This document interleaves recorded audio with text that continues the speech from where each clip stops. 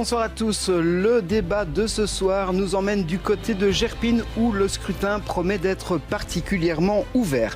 Avant de vous présenter les candidats qui prendront part, je vous propose, vous connaissez le topo, un petit portrait de la commune en images et en chiffres. On regarde.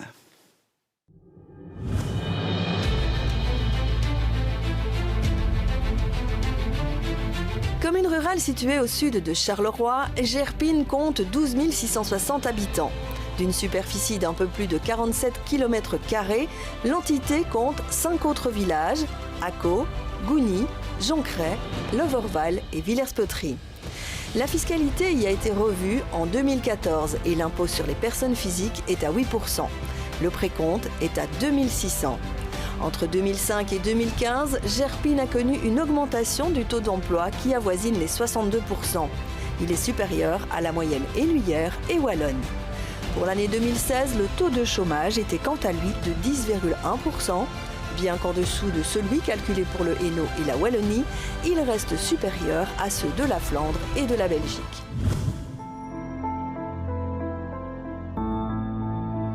Cette législature a été marquée par un important détournement d'argent public par la désormais ex-directrice financière de la commune. Un scandale dont Gerpine se serait bien passé.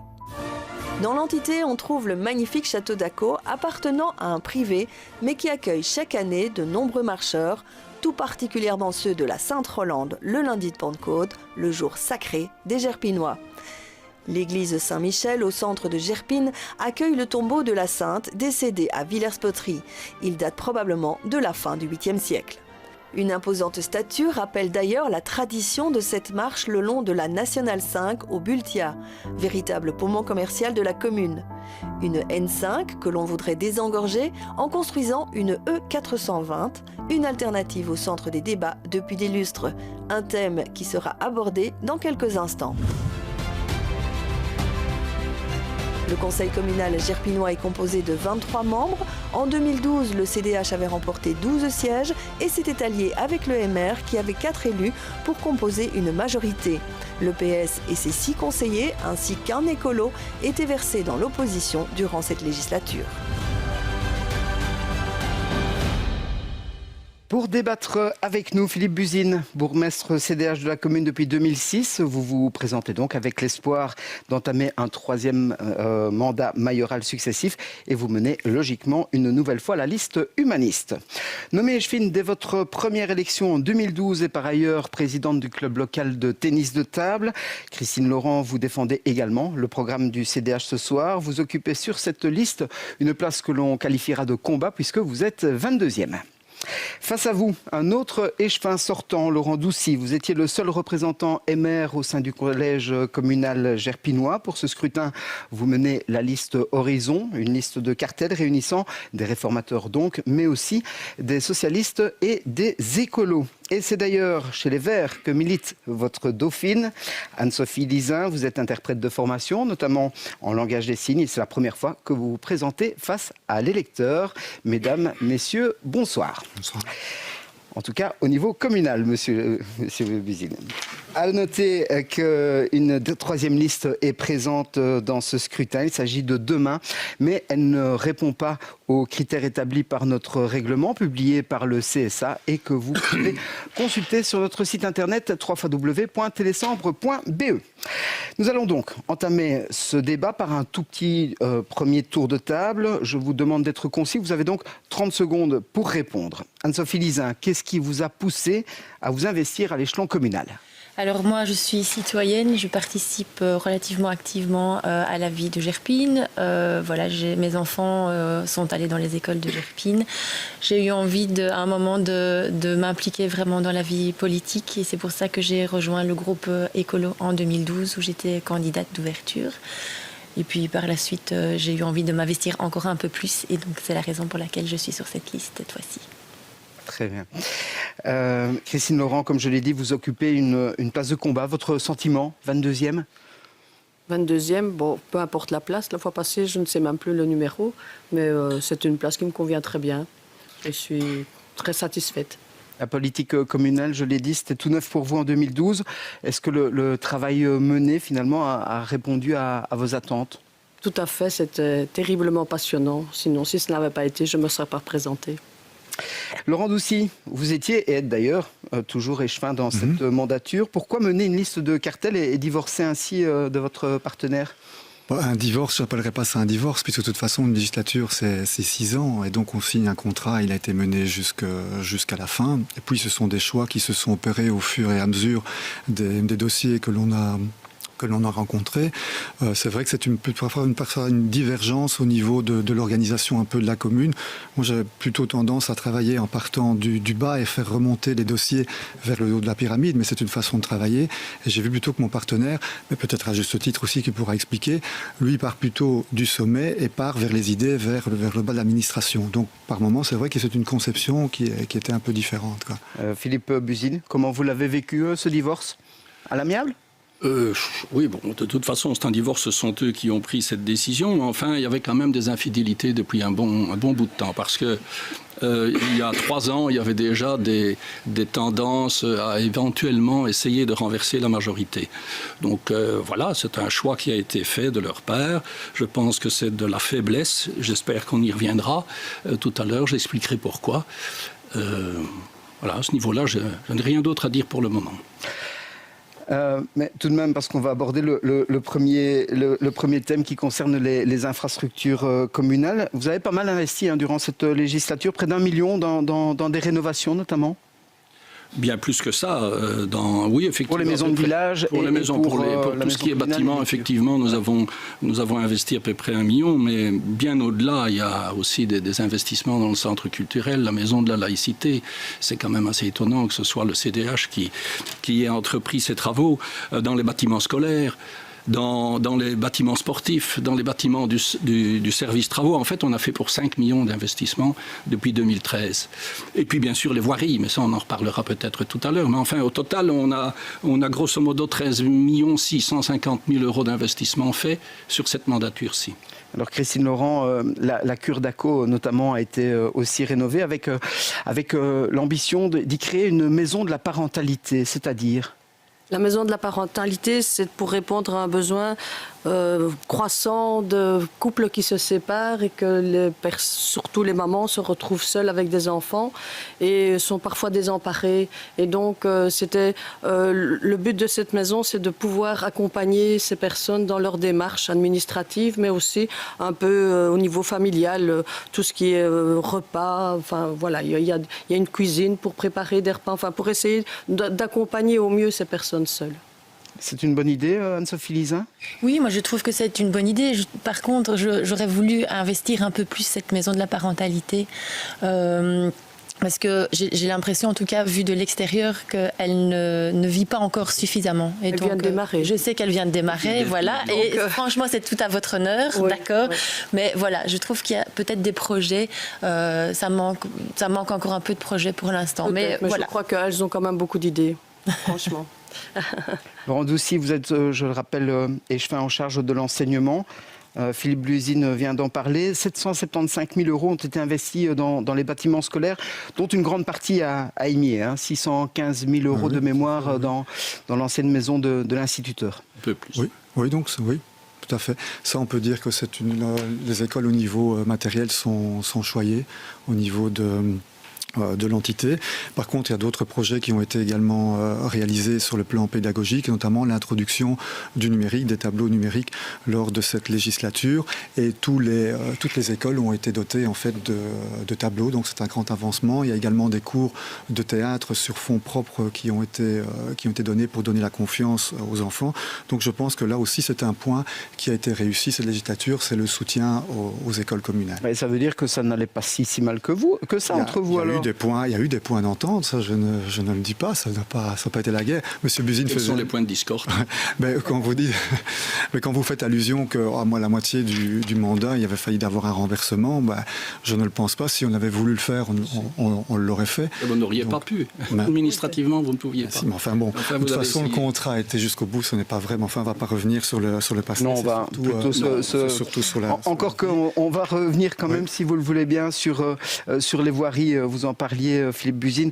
Christine Laurent, dans les voiries, vu que vous étiez aussi en charge des voiries des travaux et des voiries dans les Chevinats, durant cette mandature, on a investi en moyenne 1 million par an, un peu plus de 6 millions sur les 6 ans. Oui, et les dernières voiries nous coûtent très cher.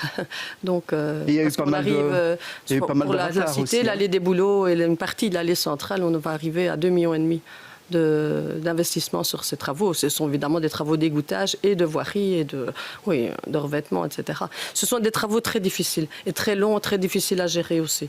On croit que c'est simple. On nous a reproché d'ailleurs, l'opposition, qu'on ne gérait pas ça très bien. Moi, je crois qu'on a du personnel à la commune qui est très présent, les surveillants de chantier, tout ça. Mais voilà, ça ne dépend pas que de la commune. Généralement, ce sont des travaux conjoints, SPGE, Impétran, SWDE, tous des grosses intercommunales, etc., difficiles à faire pousser. Donc voilà. Mais moi, je crois que je suis très fière d'avoir apporté ma pierre à l'édifice à ce niveau-là. L'allée des Bouleaux, je crois que ça fait 50 ans qu'ils attendaient quelque chose. Donc je trouve que ce n'est quand même pas mal. Avec reprise des voiries privées aussi, puisque il y avait aussi tout un côté juridique là-bas qui était quand même pas... Et vous gérez malgré tout 200 km de voiries communales. Tout à fait. Philippe Buzyn, vous avez investi également du côté de l'Osprel. Pour le sport en particulier. Pour le sport, donc ça c'est un dossier qui n'a pas été initié dans cette mandature-ci, mais dans la mandature précédente, mais que nous avons porté et que nous avons défendu. Et nous avons obtenu un subside très important, puisque sur un investissement grosso modo d'1 900 000, nous avons 1 450 000 de subside. Donc c'est relativement important. Je voudrais revenir quelques secondes sur les voiries. Quelques secondes. Oui, nous avons un souci avec les voiries, et ça c'est dans toutes les communes, au niveau, surtout dans la région de Charleroi, c'est des problèmes de pollution. Et ça, nous ne savons pas maîtriser. C'est toujours un surcoût chaque fois que nous faisons des travaux qui est vraiment très embêtant pour la gestion des budgets de voirie. Et pour la gestion des délais aussi, évidemment.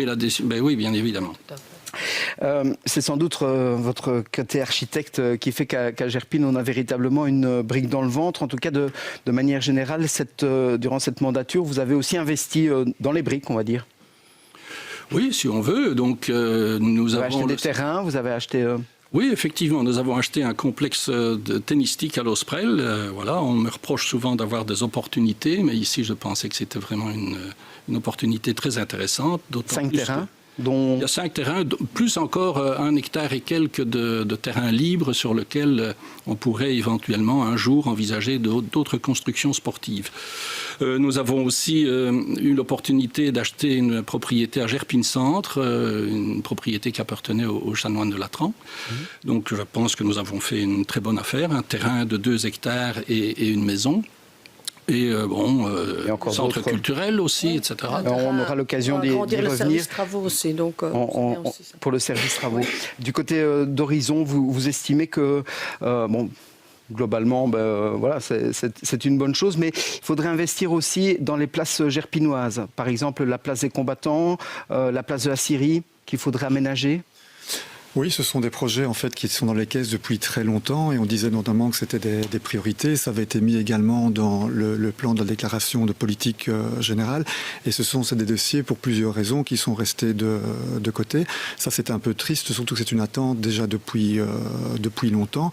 Par contre, ce que nous reprochons aussi à un moment donné, c'est de ne pas intégrer en fait ces achats dans des plans beaucoup plus généraux, des plans de schémas de structure ou bien de redessiner, de repenser en fonction de ces nouveaux achats, ces modifications et de projeter la commune dans 5 ans. De manière plus globale donc. De manière plus globale, en des liens avec la mobilité, le commerce, etc. et de ne pas acheter de manière tout à fait ponctuelle. C'est un peu une différence, puisque vous l'expliquiez tout à l'heure. Mais bon, ça c'est un principe de politique. Oui, si je peux compléter, c'est l'image en fait que ça donne pour l'instant, c'est que voilà, il y a une opportunité et donc on achète le bâtiment et puis il y a une autre opportunité, on achète le bâtiment sans vraiment idée et vision à long terme. Après, on se dit tiens, qu'est-ce qu'on va faire de ce bâtiment ? Qu'est-ce qu'on va faire? Il ne faut quand même pas exagérer. Non, mais enfin, les opportunités, quand un privé vend un bien, vous ne savez pas 6 mois à l'avance qui va le vendre. Donc c'est très difficile de faire des plans à longue échéance en tenant compte effectivement de ces choses-là.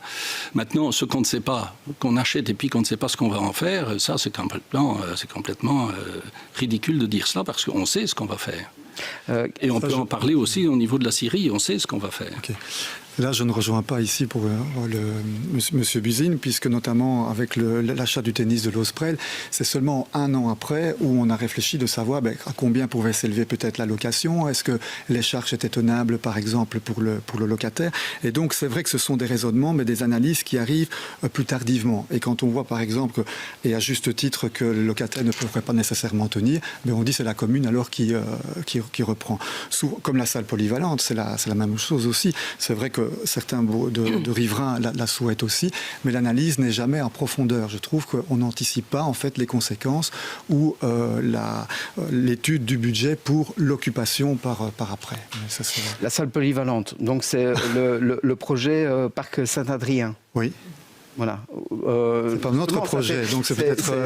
Oui, bien sûr. Je reviendrai vers vous, mais je vous remercie, pour la transition. Justement, Philippe Buzyn, c'est un dossier dont on parle vraiment il y a longtemps. C'était même... Depuis 40 ans. Depuis 40 ans, voilà. J'allais dire, ça faisait plusieurs mandatures, mais sans être sûr de l'historique véritablement de ce projet. Il y a bel et bien l'implantation de l'Osprel qui a été rénovée, qui a été agrandie. Est-ce que c'est suffisant aujourd'hui pour l'offre culturelle gerpinoise ? Non, mais bon, la salle que nous avons l'intention de voir un jour érigée, ce n'est pas une salle uniquement réservée à la culture, c'est une salle polyvalente, à vocation de loisirs, de culture. La maison de l'entité, c'est comme ça que... La maison de l'entité, on peut lui donner le nom qu'on veut, mais enfin, au niveau du plan communal de développement rural, c'est effectivement la maison de l'entité, puisque le but quand même, c'est de permettre aux associations locales de pouvoir disposer d'infrastructures autres que celles que nous avons. Et on en est où? Il y a eu un concours d'architecture? Il y a effectivement, donc on nous reproche d'avancer dans ce dossier, mais pour pouvoir éventuellement aller frapper à la porte d'un cabinet ministériel pour obtenir des subsides, il nous faut un petit dossier. Avant 2019, vous pensez que c'est possible? Non, mais peu importe. C'est pas il faudra sans doute attendre la prochaine mandature. Oui, peut-être. Mais enfin, il y a un dossier maintenant, il y a une esquisse qui est faite. 3 millions d'euros? Oui, disons entre 2,5 millions et 3 millions d'euros. C'est pas rien. Effectivement, c'est pas rien.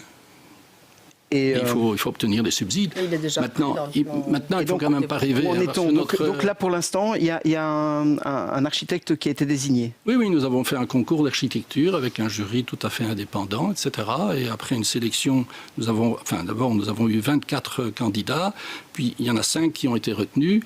Et il y a eu un petit concours entre ces 5 là-bas, et maintenant nous avons un projet, et cet auteur de projet, le jour où ça se fera, sera désigné officiellement. On a attendu trop longtemps du côté d'Horizon, cette salle polyvalente. Vous pensez, Anne-Sophie Lizin? Moi, je pense qu'il y a des alternatives, en tout cas à cette salle polyvalente. Je pense qu'il y a des salles qui auraient pu peut-être accueillir, en tout cas être restaurées et dans lesquelles on aurait pu investir. Il y a aussi une offre culturelle qui n'est pas très loin. Il y a une offre culturelle qui n'est pas très loin à Charleroi. Et pourquoi ne pas proposer du covoiturage pour aller voir un spectacle ensemble? Parce qu'on mise aussi dans notre programme sur le vivre ensemble et sur la solidarité. Et donc voilà, pourquoi ne pas ou proposer un bus ou quelque chose comme ça. En tout cas, un déplacement en commun pour aller à Charleroi. Pour l'écologie, c'est vraiment chouette d'avoir un bus qui va de Gerpine à Charleroi. C'est mieux en tout cas que plusieurs voitures. Alors on va, si vous voulez bien, parce qu'on est déjà à la moitié du débat, voire même un tout petit peu passé. On va passer au thème suivant. On l'a évoqué dans le sujet d'introduction. Un scandale financier a éclaboussé Gerpine lorsqu'on a découvert des détournements de la directrice financière qui ont perduré pendant plusieurs années pour se chiffrer à un minimum de 650 000 €. Un minimum, je dis bien, Laurent Doucy. Vous estimez que la perte est plus importante? C'est une première partie de question. Et la deuxième partie de question, c'est comment en est-on arrivé là? C'est pas à moi à estimer, c'est-à-dire qu'il y a plusieurs personnes qui, c'est vrai, qui pensent que ça va bien au-delà, mais on n'a pas de preuves. Cependant, c'est un peu dommage qu'il n'y ait pas eu des vérifications en fait de cette caisse bien avant, parce qu'on savait à un moment donné, on était bloqué. C'était plutôt un rapport relationnel qui s'était dégradé entre l'administration et pour le moment, ça a tendance. On en parlait au sein du collège communal avec la politique. Non, pas tellement. Non, à un moment donné, c'est vrai que moi, quand je suis arrivé, que je demandais en disant pourquoi est-ce qu'on ne vient pas expliquer, non, c'est pas possible. Elle est en droit légalement cette liberté de ne pas pouvoir expliquer tous ses comptes au niveau du conseil communal. Mais en tout cas, on. Et pourquoi ça n'a pas été dénoncé alors, si vous saviez? Non, on ne savait pas qu'il y avait un détournement. Attention, on savait qu'il y avait un problème de communication entre l'administration et cette dame. Par contre, ce qui était plutôt malheureux, c'est qu'on avait dit que ça n'arriverait plus jamais et qu'on sait comment ça se fonctionnait. Que c'était de l'argent liquide qui disparaissait et que maintenant nous sommes de nouveau confrontés à un problème de moins d'envergure, mais de la même chose de nouveau avec des vols. Or, on nous avait garanti que ça ne se reproduirait plus. Donc là, il y a un manquement et ça fait partie des éléments de base d'une municipalité, c'était de garantir en fait les fonds publics. Et ça n'a pas été fait. Dans l'administration, on a de gros problèmes. Le deuxième point qui n'a pas été respecté, et je fais partie du collège, ça je le reconnais aussi, mais c'est ce manque d'évaluation de la part du DG. D'ailleurs, il s'en va maintenant et c'est une des raisons aussi pour lesquelles ce climat DG, le directeur général. Directeur général, ce manque d'humanité ou de relations au sein du personnel qui ne fait que s'amplifier et c'est un manquement, l'évaluation de l'administration et de nouveau ces fonds publics qui disparaissent. Mais la responsabilité n'incombe pas à une seule personne. Et concernant le scandale dont vous avez parlé, il faut savoir que la directrice financière a été désignée à l'époque en 98 lors d'une majorité avec un bourgmestre PS. Entre 2000 et 2006, c'est également un bourgmestre PS et nous avons eu les preuves, suite aux documents que nous avons trouvés, que c'était commencé en 2004 cette histoire. Donc, et vraisemblablement avant, mais malheureusement, nous n'avons pas de preuves. Donc voilà, je m'étonne aussi que M. Doucy signale qu'il n'y avait pas de vérification, etc. Et pendant 6 ans, c'est un colistier maintenant de M. Doucy qui avait en charge le service de finance et qui n'a pas fait justement ce qu'il aurait dû faire. Donc voilà, c'est quand même assez étonnant d'avoir cette réponse. Très bien. En ce qui concerne le petit vol qui s'est passé, effectivement. À l'urbanisme, lapsus. Oui, si vous voulez, à l'urbanisme. Oui. Non, c'est moi qui le veux, c'est objectif. Oui, c'est vrai. Mais c'est quand même quelque chose de tout à fait différent. C'est une négligence d'un membre du personnel. Et bon, voilà. Maintenant, il faut savoir que ces personnes-là, en tout cas ce service-là, étaient tout à fait d'accord de rembourser cette petite somme. Vous savez, des vols, malheureusement, il y a toujours moyen d'en avoir. Il suffit maintenant de s'informer de ce qui se passe notamment à Binche, ce qui s'est passé à Fleurus et dans bien d'autres communes. Quel garde-fou peut-on avoir par rapport à ce type de problème, Anne-Sophie Lisin ? Une présentation du budget régulièrement, mais ça se fait effectivement, et certainement une confiance envers le directeur général, et en tout cas l'exigence d'avoir la présentation des comptes. Avoir de l'argent liquide dans une administration communale, c'est inévitable ? C'est inévitable, effectivement, mais alors il faut garantir qu'il n'y a pas de main perdue dans les caisses. Très bien, merci. Autre sujet qui fâche, et ce n'est pas neuf, le dossier E420, bien évidemment. Ça dépasse largement le cadre communal, hein, on est bien d'accord, mais qu'est-ce qui s'est passé, Philippe Buzyn ? Un compromis est trouvé entre Gerpine, Am-sur-Urnaline, Charleroi et Châtelet. En tout cas, ça a été plus ou moins présenté comme tel.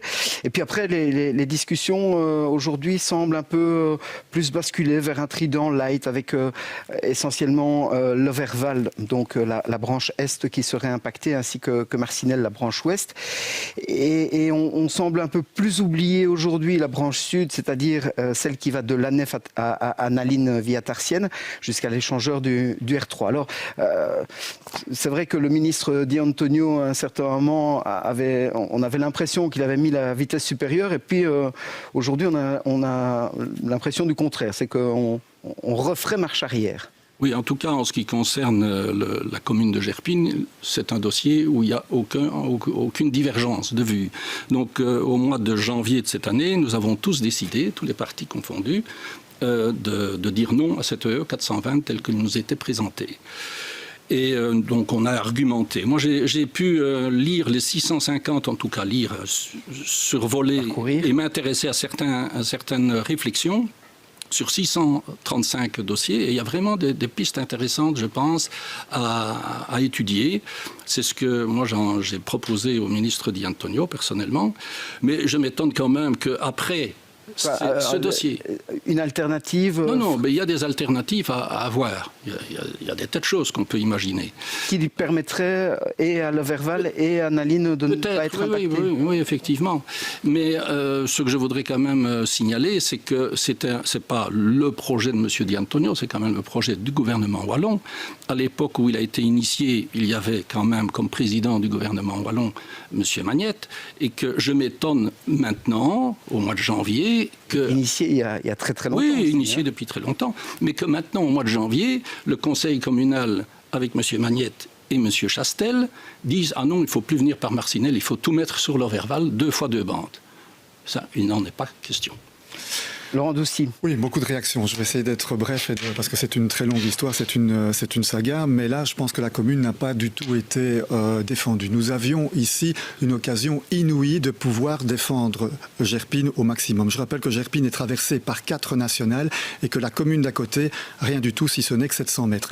Donc, quand on parle de principe d'équité... Mais là, vous êtes sur le principe NIMBY aussi. Oui, non, pas tout à fait. Mais ce que je veux dire aussi, c'est NIMBY, que c'est-à-dire vous aviez ici un gouvernement pendant 2 des législatures qui avait le parti, qui avait le CDH, qui avait les rênes de ce dossier en main, et nous avions une commune à une majorité absolue aussi pratiquement au niveau du même, avec la même couleur. On aurait dû être mieux défendu. Pour finir, je rappelle qu'il y a quand même quelques années, il y avait un projet européen qui était financé, qui devait passer en dehors que notre commune. Notre commune a un peu dormi, je sais qu'elle n'a pas été défendue. Et pour finir, ce projet nous revient en pleine figure sous une législature en fait où le CDH avait la main mise et le CDH était très bien représenté au niveau de la région wallonne. Là, c'est une déception et je dis que la commune n'a pas été défendue correctement. Maintenant, pour répondre, si je peux encore à M. Buzyn, je rappelle que M. Buzyn est venu présenter avec M. Di Antonio ce trident qui était l'opération, mais alors salvatrice, où on avait trouvé des solutions 3 mois après les élections régionales où M. Buzyn était candidat numéro 2 à la région, donc il connaissait le dossier et il n'a pas fait campagne pendant la campagne régionale sur ce dossier qu'il le connaissait. Il y avait un accord entre les bourgmestres, ça a été dit dans les journaux, ou alors les journaux sont peut-être un peu erronés, et puis M. Buzyn a redessiné, vu la réaction de l'Overval et qu'on n'attendait pas une 4e variante, et c'est à partir de ce moment-là que les bourgmestres des communes avoisinantes ont un peu chargé et ont dit oui au trident, mais pas chez nous du côté de Gerpine. C'est une réaction en fait à ce désaccord parce qu'il y avait un accord pour le trident qui avait été fait effectivement entre les bourgmestres de la région. Dans le cadre du trident light, tel que la dernière version qui a été proposée, il y a plus de kilomètres de voirie sur Naline que sur l'Overval, enfin que sur Gerpine. Donc il ne faut pas dire que... Et quelle serait alors, Laurent Doucy, quelle serait l'alternative que vous proposeriez? Il y a des propositions. Revenir à ce vieux projet liaison frère Sambreville? Oui, on en reparle aussi, ça en revient. En tout cas, c'est une métropole qui mérite... On oublie que Gerpine fait partie de la banlieue de Charleroi et que si c'est une banlieue aisée, c'est grâce à l'activité de Charleroi. Donc il ne faut pas abandonner Charleroi. Le lien, c'est ça qu'il faut... on doit l'avoir. Par contre, je ne vois pas pourquoi cette métropole devrait avoir un raisonnement différent des autres métropoles européennes. On fait partie de la 2e ceinture. On n'a pas cette 2e ceinture en fait de ring et qui existe dans les autres villes européennes où vous avez un ring qui descend beaucoup plus au sud que notre route. Donc là, si on regarde par rapport à ce qui a fonctionné dans les autres communes européennes ou les autres métropoles, ce ring descend bien plus au sud et c'est ça que nous soutenons pour le moment, entre autres, la proposition de Charleroi Respire, tout en trouvant que c'est excessivement bien l'aménagement de cette Nationale 5 en boulevard urbain. Ça, on reconnaît que c'est une belle initiative et je pense que la commune a soutenu un de ces points-là. il serait peut-être bon aussi de se fédérer avec les autres communes fédérées pour se faire entendre, pour avoir peut-être un peu plus de poids. L'union fait la force. En tout cas, avec Amsureur, il n'y a pas de souci. Hein. Moi, j'ai quand même des contacts réguliers avec Yves Binon et nous sommes tout à fait d'accord là-dessus. Pour revenir au Trident et à la proposition qui est...